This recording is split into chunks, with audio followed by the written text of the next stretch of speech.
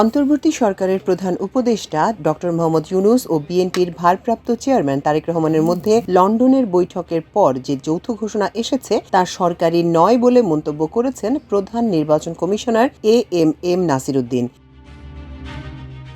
ঈদ উল আজহার ছুটি শেষে রোববার প্রথম কর্মদিবসে আগারগাঁওয়ে নির্বাচন ভবনে সাংবাদিকদের প্রশ্নের জবাবে তিনি কথা বলেন। এ সময় লন্ডনের বৈঠক ও নির্বাচনের তারিখের বিষয়ে প্রশ্ন করা হলে সিইসি বলেন, এ নিয়ে আমি মন্তব্য করতে পারবো না ভেতরে কি আলাপ হয়েছে। শুধু যৌথ বিবৃতি যেটা দিয়েছে সেটা তো আনসাইন্ড, এটাই বা কতটুকু জেনুইন তাও তো জানি না। কারো স্বাক্ষর থাকলে বুঝতাম এটা সরকারের পক্ষ থেকে একজন স্বাক্ষর করেছেন, রাজনৈতিক দলের পক্ষ থেকে একজন স্বাক্ষর করেছেন, তাহলে বুঝতাম এটা অফিসিয়াল ডকুমেন্ট। অফিসিয়ালি কোনো কিছু না এলে তো কিছু করা যাবে না।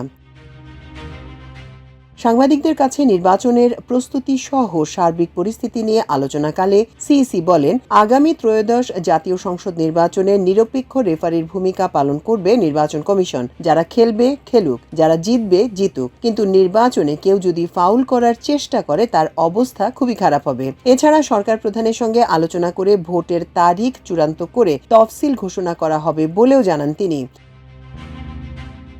এএমএম নাসির উদ্দিন বলেন, সংসদ নির্বাচনের জন্য প্রস্তুতি নিয়ে আমরা এগিয়ে যাচ্ছি।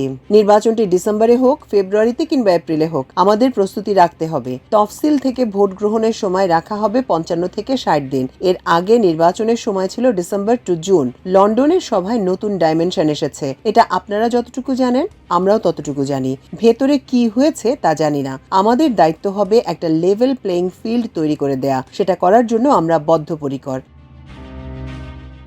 নির্বাচন সংক্রান্ত কাজ এগিয়ে নিতে ইসির ভূমিকা নিয়ে এএমএম নাসির উদ্দিন বলেন, অনেক কাজ আমরা এগিয়ে নিয়ে গেছি, যত কাজ বাকি আছে তা সবাই মিলে করব। আমাদের শপথ হবে সুষ্ঠু, সুন্দর ও গ্রহণযোগ্য নির্বাচন জাতিকে উপহার দেয়া। এ সময় একটা ঐতিহাসিক নির্বাচন জাতিকে উপহার দিতে চান বলেও জানান তিনি।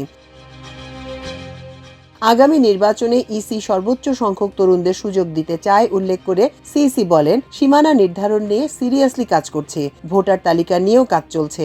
দল নিবন্ধনের আবেদন 22 জুন পর্যন্ত নেওয়া হবে। আর প্রবাসীদের ভোটাধিকার বিষয়ে একটা অ্যাডভাইজারি কমিটি আছে, তারা প্রতিবেদন দিলে তার আলোকে পদক্ষেপ নেওয়া হবে।